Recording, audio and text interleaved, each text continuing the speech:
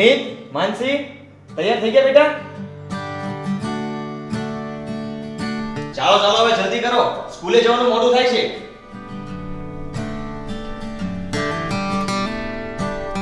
હા પપ્પા, તૈયાર જ છીએ.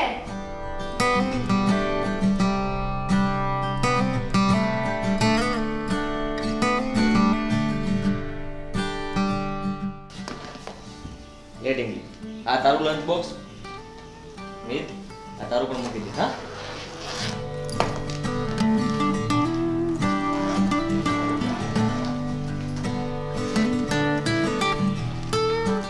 પપ્પા, હા બેટા.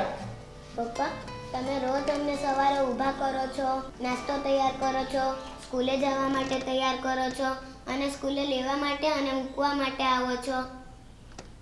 હા બેટા. પણ આ બધું કામ તો મમ્મીનું કહેવાય ને. પપ્પા, અમારી સ્કૂલમાં મારા ફ્રેન્ડની મમ્મી જ મૂકવા આવે છે. અમે તો અમારા મમ્મીને જોઈ પણ નથી. તો પપ્પા, એ અમને મૂકીને કાં જતી રહી?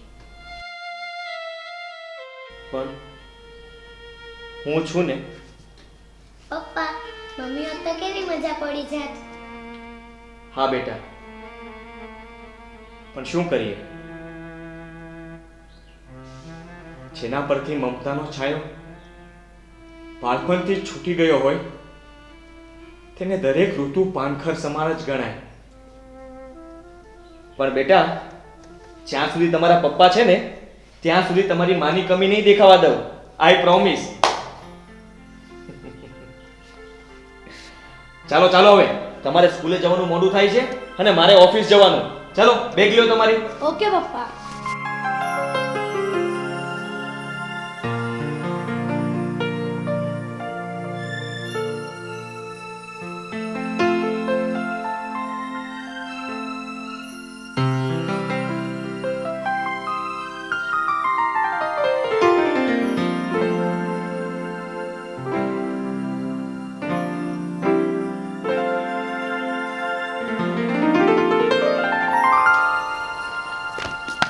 અરે આવો આવો ગિરધર કાકા, કેમ છો? મજા છે. કેમ બેટા, સ્કૂલે જવાની તૈયારી થઈ ગઈ લાગે છે? હા કાકા, અને આજે થોડુંક મોડું પણ થઈ ગયું છે. હા, તો એક કામ કર ને, તું ઓફિસે જા, છોકરાઓને હું સ્કૂલે મૂકી આવું છું. ના કાકા, તમે કીધું એ બદલ તમારો આભાર. હું તમને તકલીફ આપવા નથી માગતો, અને આ તો મારે દરરોજનું થયું. કુદરતે આ જવાબદારી મારા પર સોંપી છે તો એ મારે કોઈ પણ સંજોગે નિભાવી તો પડશે જ ને. પણ આનો ઉકેલ છે મારી પાસે, જો તું હા કહે તો કહું. પણ શક્ય નથી અત્યારે. આમ પણ ઘણું બધું લેટ થઈ ગયું છે. આપણે સાંજે મળીએ. ભલે ત્યારે, સાંજે મળીએ આપણે. સારું, ચાલો બેટા, જઈએ આપણે.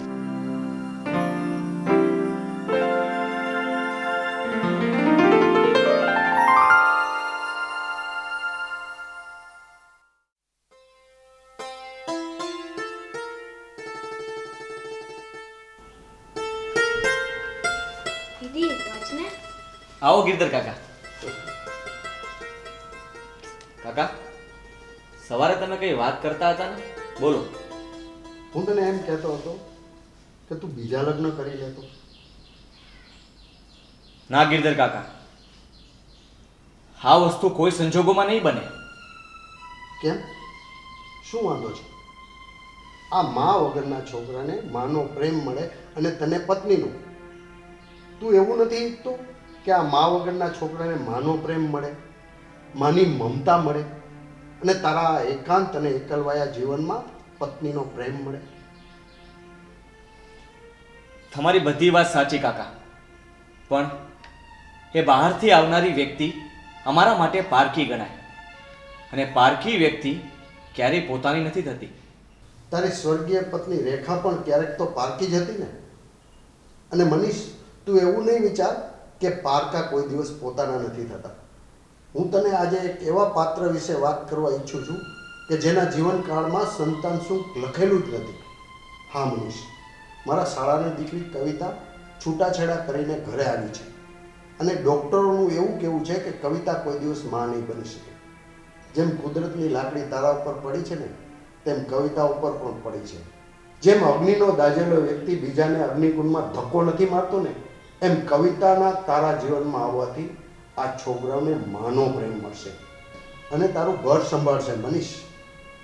પણ ગિરધર કાકા આ બધી વાત અરે એ બધી વાત પડતી મૂક ને, તું ખાલી હા પાડી દે એટલે બસ.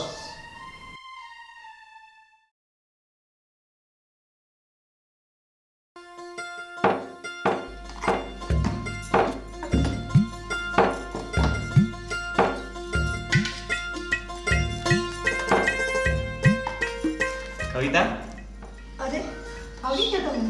શું વાર છે મારા ટિફિનની? મસ્ત લાગો છો ને કઈ?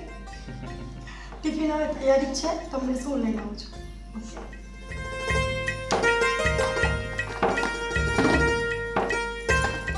માનસી, મીત, આજે છે ને તમે બંને બહુ મસ્તી નહીં કરતા. હા હા. હું હા મસ્તી નથી કરવાની. તો કે હા. મનીષ, આ તમારી બેગ અને આ તમારું ટિફિન ને ઓફિસેથી જલ્દી આવી જજો. ઓકે? હા. મીત, માનસી અહીંયા આવો બેટા. હા મમ્મી. મારો બચ્ચો. મારા બચ્ચા માટે શું લાવવાનું છે? ફ્રોક લાવવાનું છે તારે? તું ઓહો, 2 ફ્રોક. ને મારા મીત માટે શું જોઈએ છે બેટા તને? તમે જે કહો એ લઈ લે. અચ્છા, મારો ડાયો દીકરો. બે મારા દીકરા ડાયા છે. કવિતા, હા. હું ઓફિસે જાઉં છું. ઓકે, બાય બાય કરો બેટા. પપ્પાને bye. Bye Mansi, bye Meet. By.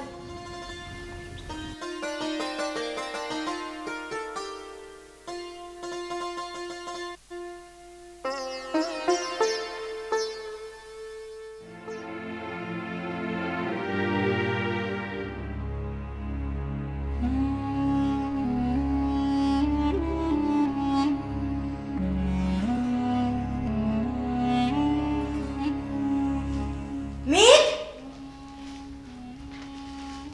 હા મમ્મી. ક્યાં મરી ગયો હતા ત્યાર સુધી? ચાલ થોડી વાર પગ દબાવ. અરે પગ દબાવ ચાલ.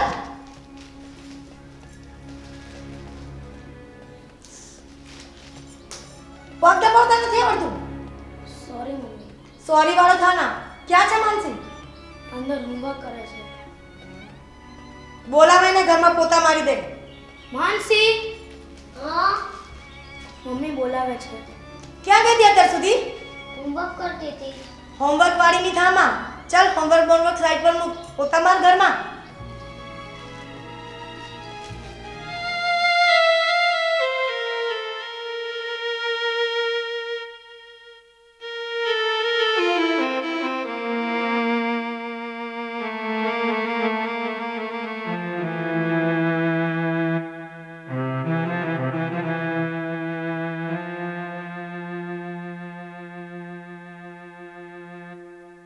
આ વાત જો તમારા પપ્પાને કીધી છે ને તો હું તમને બંનેને બહુ મારીશ અને ખાવાનું પણ નહીં આપું અને તમારા પપ્પાને લઈને બીજે રહેવા જતી રહીશ.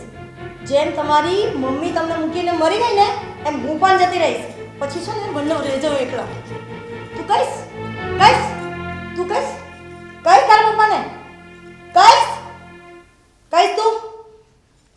હા મમ્મી, અમે કોઈને નહીં કહેશું. ઠીક છે, ચલો કામે લાગો બંને જણા.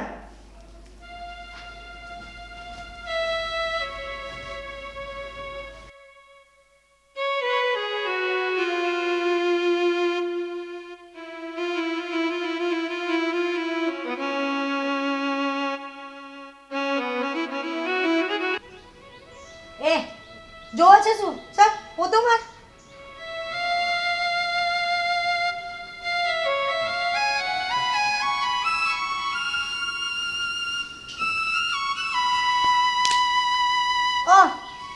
ધીમે ધીમે શું કામ કરો છો? ચલો જલ્દી ફટાફટ આવો. હજુ વાસણ પડ્યા છે ધોવાના બાકી છે.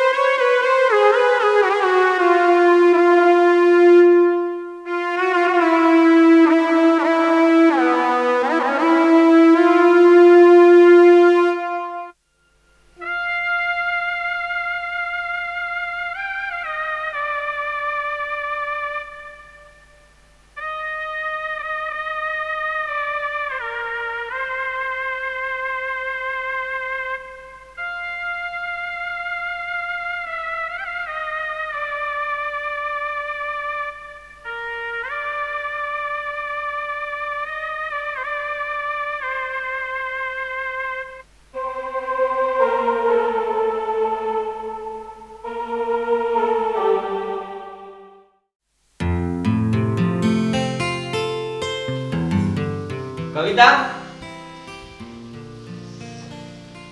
અરે આવી ગઈ તમે? બહુ થાકી ગયા લાગો છો. બેસો, તમે પાણી લઈ જાઓ. હા.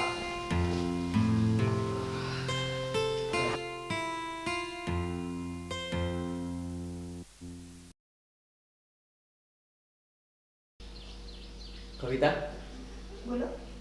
મારા મિત અને માનસી સાથે તારું સેટિંગ તો આવી ગયું ને? હા, એકદમ. મને આખો દિવસ મમ્મી મમ્મી જ કર્યા કરે છે. અને મને એવું લાગે છે કે મિત અને માનસી જાણે મારી કુખેથી જ જન્મ લીધો છે. અને મને તો આખી દુનિયા મળી ગઈ, જેની મેં કલ્પના પણ નથી.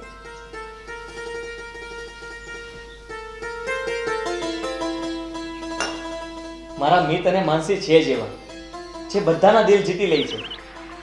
મેં બે છોકરાઓને મેં સંસ્કાર આપવામાં જરા પણ કચાશ નથી રાખી. મિત, માનસી, જો તમારા પપ્પા આવી ગયા. અરે આવો મારા દીકરાઓ.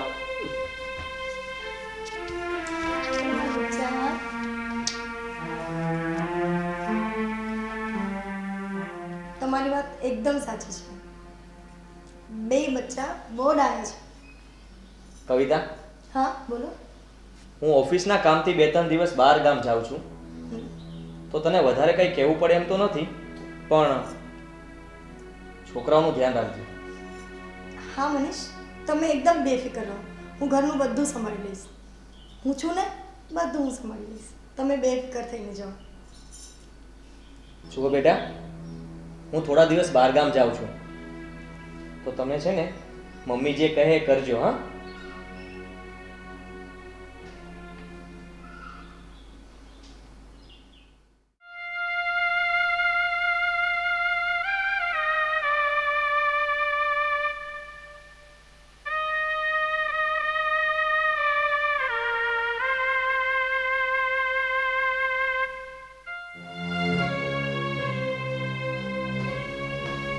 દીદી, દીદી, તને કઈ થયું તો નથી ને?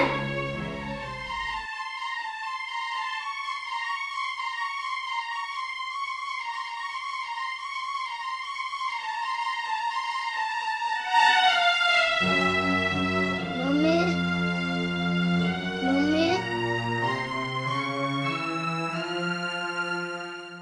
મમ્મી, તું અમને એકલા મૂકીને ભગવાનના ઘરે કેમ જતી રહી? આ નવી મમ્મી તો જરા પણ સારી નથી. તું અમને તારી પાસે બોલાવી લે ને. તું ભગવાનને કહે કે અમને પણ તારી પાસે બોલાવે.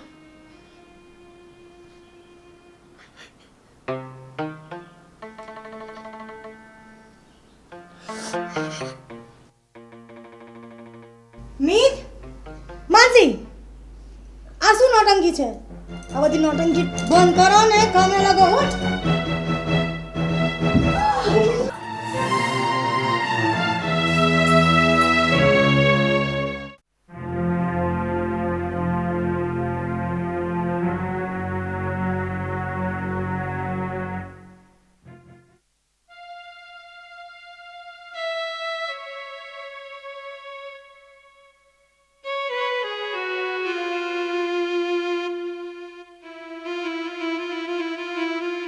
પણ મારાથી ભૂલ થઈ ગઈ.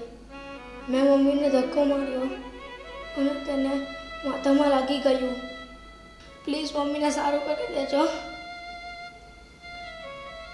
ભગવાન, અમે તો અમારી પહેલી મમ્મીને જોઈ પણ નથી અને તમે એને તમારી પાસે બોલાવી લીધી અને અમારી બીજી મમ્મી સાથે એવું ના કરતા. તમે આ મમ્મીને અમે બોલાવી લેશો તો અમે શું કરશું? બેટા,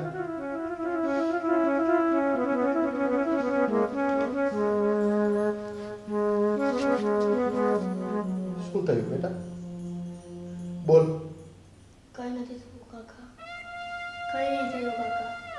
અરે બેટા, સંકોચ રાખ્યા વગર બોલો, શું થયું?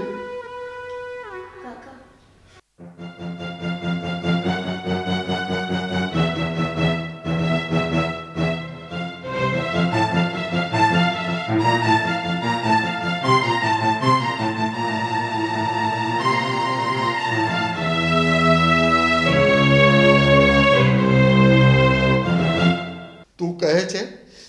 ભગવાને મારી સાથે અન્યાય કર્યો, પણ શા માટે કર્યો એની તને ખબર છે? આના માટે બાળક શું કહેવાય ને એની તને ખબર જ નથી. અરે આ બિચારા તો તારામાં એની માનો ચહેરો શોધી રહ્યા છે અને તે આ લોકો આને આવો વ્યવહાર કર્યો. તે તારી મમતાને મારી નાખી. તારા જેવી સ્ત્રીને તો માં કેવડાવવાનો કોઈ અધિકાર જ નથી. કેમ? શું થયું? અને તારા માથા પર પટ્ટી? આ છોકરાઓ કેમ રડે છે? નીત, માનસી, બેટા રડો નહીં, હું આવી ગયો છું ને. કવિતા, તું મને કહીશ કે નહીં કે શું થયું? બેટા, આ જે કંઈ થયું છે ને એનો ગુનેગાર હું છું અને મારાથી જે આ ભૂલ થઈ છે ને એનો માફીને લાયક જ નથી. પણ કાકા, વાત શું છે જણાવો ને.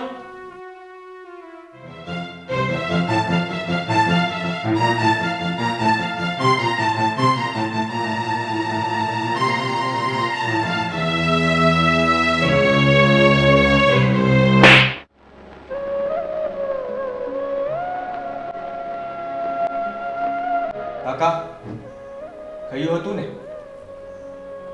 કે પારકા હંમેશા પારકા જ હોય છે, તે પોતાના ક્યારેય થતા નથી.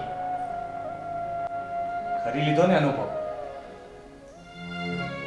બેટા, મેં આવું સ્વપ્ને વિચાર્યું નહોતું કે જે સ્ત્રી માં નથી બની શકતી એનામાં માતૃત્વ કેટલું છુપાયેલું હશે.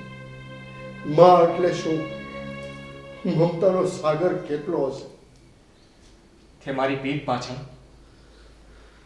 મારા કોમળ ફૂલ જેવા છોકરાઓ સાથે જે વ્યવહાર કર્યો છે તે સજાને પાત્ર છે. પણ અમે સજા આપવા વાળા કોણ? એ સજા તો તું પહેલેથી ભોગવી રહી છે અને એમાં તું કુદરતની ગુનેગાર છે. મેં વિચાર્યું હતું કે મારા છોકરાઓને માનો પ્રેમ મળશે, એને મમ્મીને જોઈને ખુશ થશે. પણ તું તો એ ઋતુ છો કે જેમાં માની લાગણી, માની મમતા એ શબ્દો આવતા જ નથી. જેને એકાંત વાંધું હોય તેને એકાંત આપી દેવું અતિ યોગ્ય છે. અને હું હવે આ ઘરમાં એક પલ પણ નહીં રહી શકું. મનીષ, મારી ભૂલ થઈ ગઈ, મને માફ કરી દો. મારી વાત સાચી છે. હું મારી મમતા, મારો પ્યાર હું આપી ન શકી. હું મા વગરની છું, પણ એ પોતે મા ના બની શકી. ભગવાને મને એક અવસર આપ્યો, એ સમય પણ ના સાચવી શકી. મને માફ કરી દો મનીષ, માફ કરી દો મને. મનીષ, પ્લીઝ. મનીષ,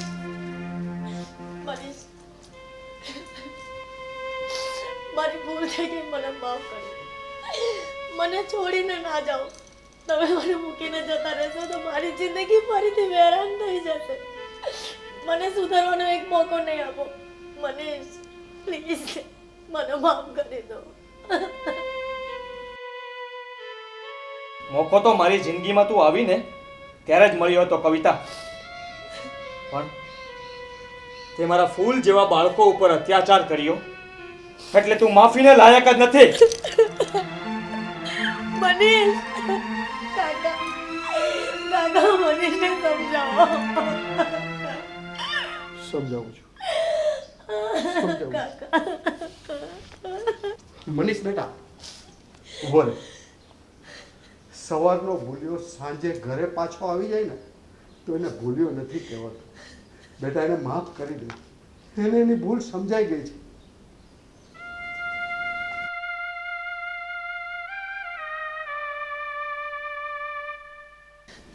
મનીષ, ઉભા રહો. મનીષ,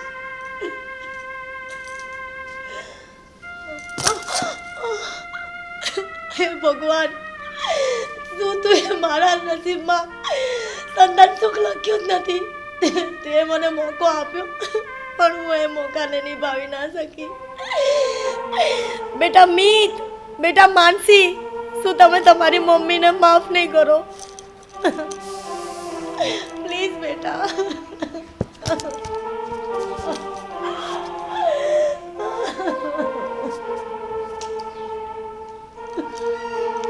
મને માફ કરી દો બેટા. મેં બહુ મોટી ભૂલ કરી નાખી. માફ કરી દો.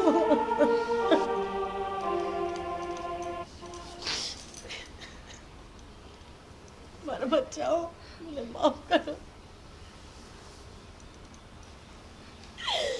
મને માફ કરો મને. તારી આંખોમાંથી વહેતા આંસુઓ ઘણું બધું કહી જાય છે કે તું તારી ભૂલને સ્વીકારે છે. હું મારા મિત, મારી માનસીની આંખોમાં જોઈને માનીશ કે આ એક સાચે જ માનો પ્રેમ છે.